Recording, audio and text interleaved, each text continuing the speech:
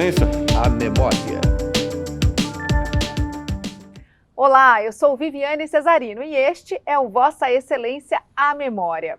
Em 1976, o fumo foi proibido dentro de supermercados e lojas de departamento.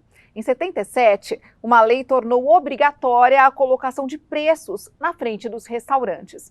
Eram legislações inovadoras para a época, assim como o projeto que criava um imposto sobre a poluição das fábricas. Ideias que saíram deste plenário da cabeça de um único homem, Celso Matsuda, o nosso entrevistado de hoje. Matsuda foi vereador de 1973 a 88. É advogado e doutor em comunicação social.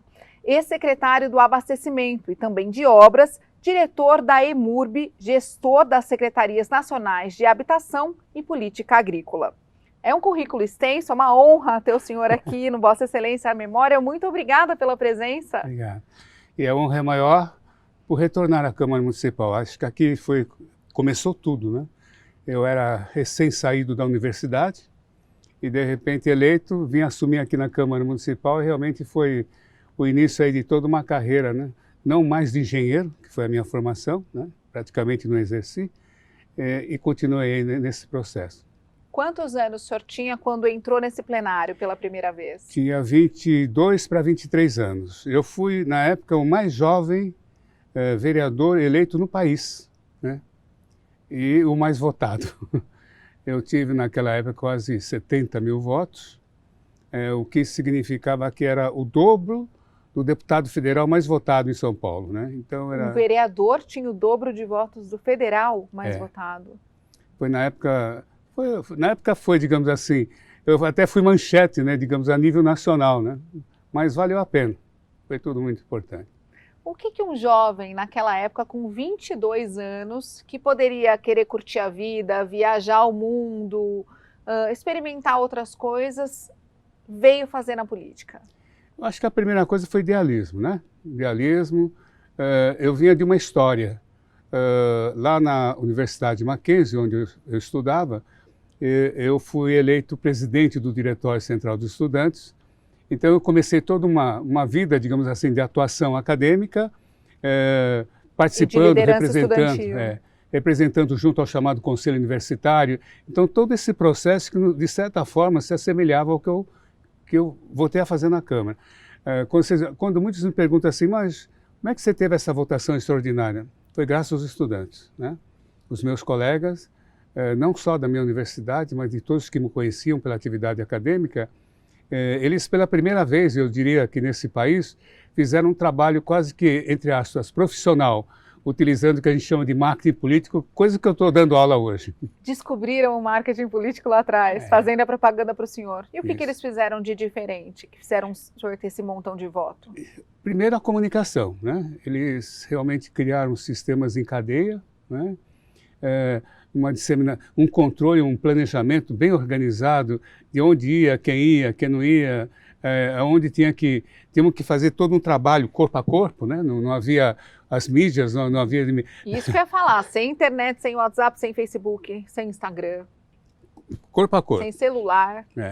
Corpo a corpo. Mas faço questão também de destacar um outro pormenor, que muita gente vai levantar. Aí alguém diz, mas você tinha um apoio muito forte na colônia, né, dos seus pais. Sim, eu tive, mas não a mim. Na colônia japonesa. Né? Porque na colônia japonesa haviam outros candidatos da colônia japonesa, candidatos antigos e vereadores eleitos, inclusive. 2 vereadores que estavam eleitos naquela oportunidade. Então eu era um novato, né, nesse processo. E a colônia é muito tradicional, eles seguem hierarquia, né? Então eu era um novato, eu acho que eu ficaria para trás.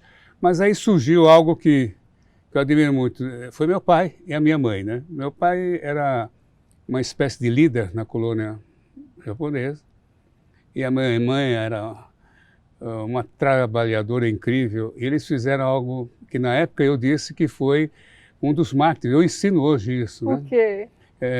Eles simplesmente, os dois, né, pegaram um caderno, começaram a relacionar todos os amigos, e os amigos indicando os amigos, E eles foram visitar um por um, Fizeram uma rede. um por um. E eles escreviam lá o nome, o endereço, do E telefone. quem melhor para vender o filho do que pai e mãe? E depois, após as eleições, um dia eu perguntei, o que vocês andam fazendo? Assim, retornando e agradecendo. Ai, que incrível. Então eu sempre digo isso o seguinte, quer fazer marketing político? Volta lá atrás. É corpo a corpo, um na cara do outro, chamando pelo nome, sabendo quem é, né? Agradecendo. E houve uma época que estava difícil fazer isso, mas hoje com as redes sociais, tem que ser isso. As redes sociais não servem, ela não é, eu sempre digo, ela não serve para uma mídia de massa, né? Quem diz assim que as redes sociais são mídias de massa, não é verdade. Pelo contrário, a mídia social é uma comunicação individual, né? E como toda comunicação individual, você tem que falar e responder, né? E não simplesmente mandar e-mails, mandar WhatsApps e não retornar. É verdade. Tem que retornar, né? Tem que retornar, conversar, bater um papo. Como é que chamam os pais do senhor? Meu pai chamava-se Rishin Matsuda e a minha mãe Miyoko Matsuda. Os criadores aí do marketing político que fez o senhor chegar aqui com 22 anos. E qual que foi a primeira impressão? O senhor era o mais novo, novato, chegou aqui e deu de cara com o quê? Conta pra gente. Eu encontrei muitos vereadores veteranos. Graças... 73, a ditadura estava acontecendo. E nós éramos assim, ainda nós estávamos sobre, digamos assim, um clima, né? Agora imagine, eu vim de uma área acadêmica, de uma área estudantil, então eu já vinha com mais ousadia nesse processo. Eu encontrei aqui um grupo, digamos assim, de vereadores veteranos e que de alguma forma eles foram bons companheiros, me orientaram, me ensinaram muitas coisas boas, né? Tiveram paciência? Tiveram paciência de aturar um jovem rebelde. Estava saindo. Mas você vê, eu fui um dos vereadores, pela ousadia, que mais apresentou projetos e que mais projetos teve aprovado, né? E com apoio deles. Vamos falar dessa ousadia? Primeira que eu encontrei aqui. O imposto sobre a poluição provocada pelas fábricas, que inclusive seriam obrigadas a indenizar os moradores que tivessem a sua saúde prejudicada. Isso em 74. Isso. Em 74 não havia praticamente órgãos de fiscalização, não havia nenhum tipo de controle por parte do meio ambiente, e a partir daí que começaram a surgir. Mas isso aí eu criei no âmbito municipal. Evidentemente, essa lei não coube no âmbito municipal, ela teria que ter uma alçada maior.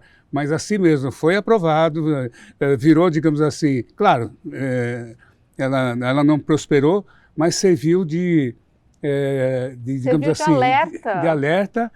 E hoje isso existe, né? É o chamado imposto verde, né?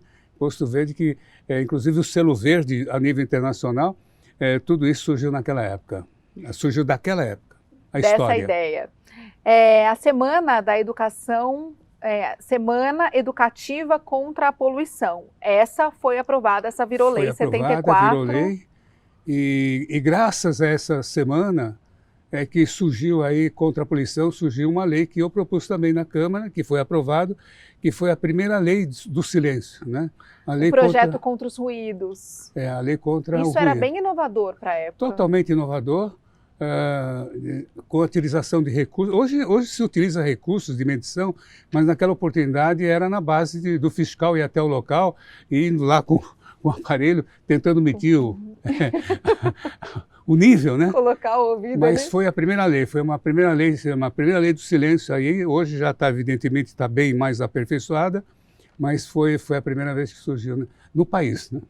E ele foi autor de outras leis inéditas, inovadoras. A gente conta no próximo bloco, pode ser? Tá, pode. Não sai daí, o Vossa Excelência, a memória volta já.